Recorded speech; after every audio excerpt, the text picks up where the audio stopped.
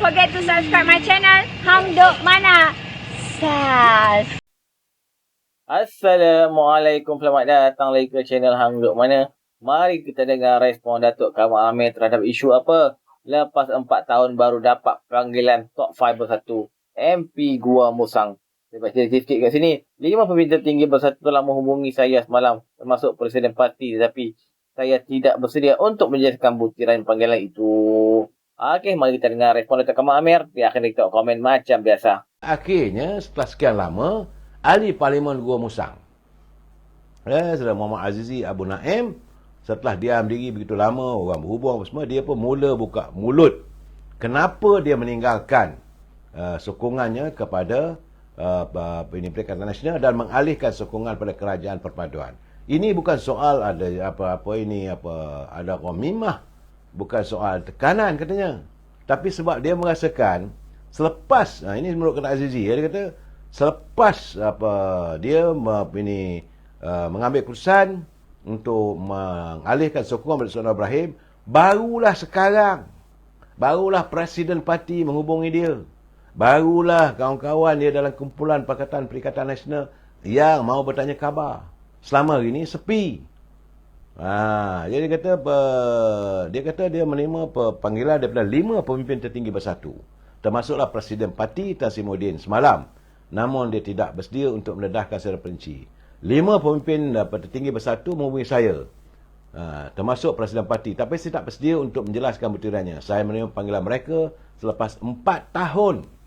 Selepas 4 tahun menyertai parti, baru nak berhubung katanya. Jadi dia menyatakan kesediaannya untuk berdepan dengan sebarang akibat susulan keputusannya. Jadi pada dia dah, bila dah buat kenyataan begitu, barulah nak ambil concern. Dia sebelum ni buat tak tahu lah.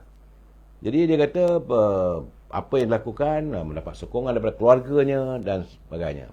Itu gambaran yang saya dapat setakat ini berhubung tentang kedudukan Azizi yang juga ahli Parlimen daripada Gua Musang.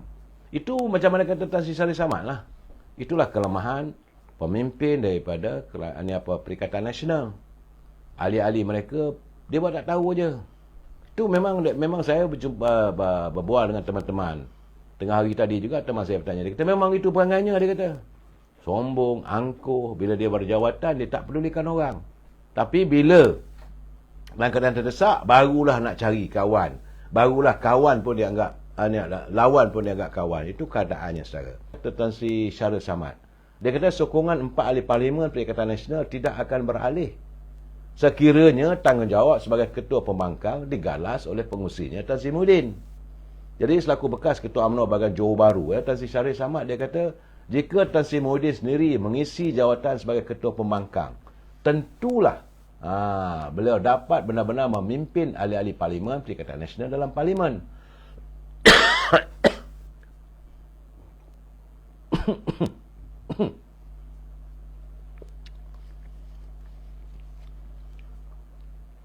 Jadi kata Tan Sri Muhyiddin, Tan Sri Syaril, dia kata kehadiran pemimpin mereka di barisan hadapan perang politik dalam Dewan Rakyat pastinya akan merangsangkan mereka.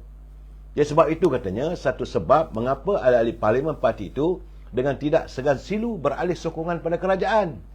So katanya, saya pasti mereka tidak sempat rapat dan tidak berapa kenal sangat dengan Tan Sri Muhyiddin selaku pemimpin tertinggi parti mereka. Sepatutnya, kata Tan Sri Syaril, beliau pegang jawatan Ketua Pembangkang dan tidak menyerahkan kepada Datuk Seri Hamzah Zainuddin selaku Setiausaha Agung. Itu menurut Tan Sri Shari Samad. Sebab dia kata, jelas kepincangan yang sama juga pernah berlaku apabila Presiden UMNO menyerahkan jawatan di Malam Perdana Menteri kepada Datuk Seri Ismail Sabri. Malahan dalam suasana begitu mengundang kecelaruan dalam UMNO. Dan Barisan Nasional juga turut tercetus sehingga Datuk Seri Ismail Sabri sebagai naib Presiden UMNO pula yang menjadi Perdana Menteri ke-9. Dan kali ini katanya giliran Tan Sri Muhyiddin bila dia bagi Setiausaha Agung Perikatan Nasional jadi Ketua Pembangkang. Jadi maka semakin kuranglah semakin kuranglah butang yang boleh ditekan. Jadi kata Tan Sri Shari Samad, 4 ahli Parlimen Perikatan Nasional beralih sokongan kepada Kerajaan Perpaduan membuktikan pentingnya peranan ahli parlimen dalam sistem demokrasi berparlimen.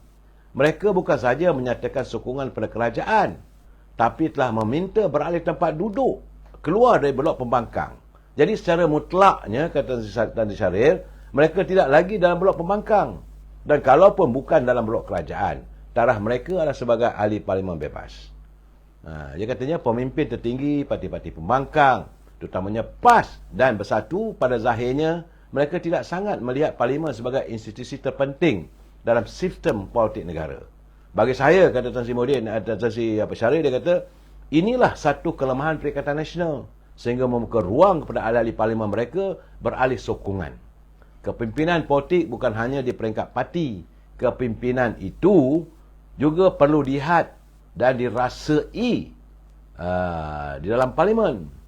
Jadi sistem berparlimen negara mengiktiraf perhadiran pembangkang dengan mewujudkan jawatan ketua pembangkang.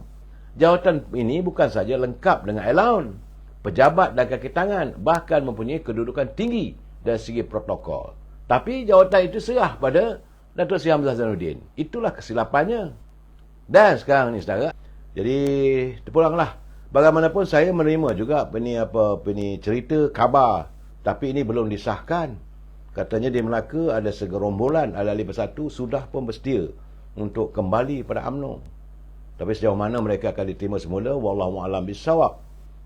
Ada gambaran yang tular dalam media sosial hari ini, ramai mereka sudah mengambil keputusan untuk kembali. Mereka merasakan bahawa perjuangan dalam Perikatan Nasional adalah sia-sia.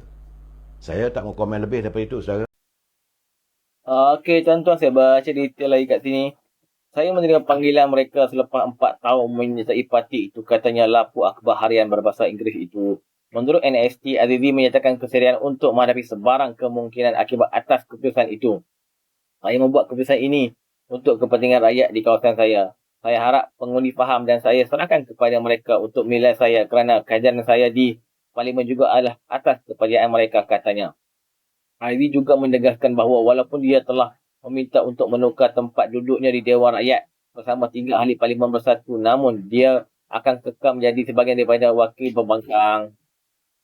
Selain Azizi, 3 lagi ahli parlimen Bersatu yang menyokong Anwar ialah Zahari Kecil Jeli, Iskandar Zulkarnain, Kuala Kangsar, Suhaili Abdul Rahman Labuan. Malam Presiden Bersatu Muhyiddin Yassin berkata parti itu akan membuat laporan kepada polis dan expert yang mendakwa terdapat unsur sorokan dan ugutan untuk mendapatkan ahli parlimen partinya mengisytiharkan sokongan kepada Anwar. Iskandar dan Suhaili masing-masing telah digantung daripada Bersatu selama 4 tahun dan 6 tahun oleh lembaga disiplin parti itu. Komen saya biasanya bila yang jadi isu macam ni, dia orang ni kalau 4, dia orang dah Bersatu tak akan letak dia orang dah untuk calon yang masa akan datang PRU 16 nanti. Dia orang ni pun semua dah tahu ni. Untuk Bersatu dia orang dah last lah. Tak tahulah nanti kan dia orang join parti mana nanti kan. So apa-apa pun dulu Bersatu pernah kianat Perkataan Harapan kan. So sekarang ni dia orang rasa macam mana dikhianati. Okay, mari terus menyokong kerjaan perpaduan dan pemilihan Ibrahim. Assalamualaikum.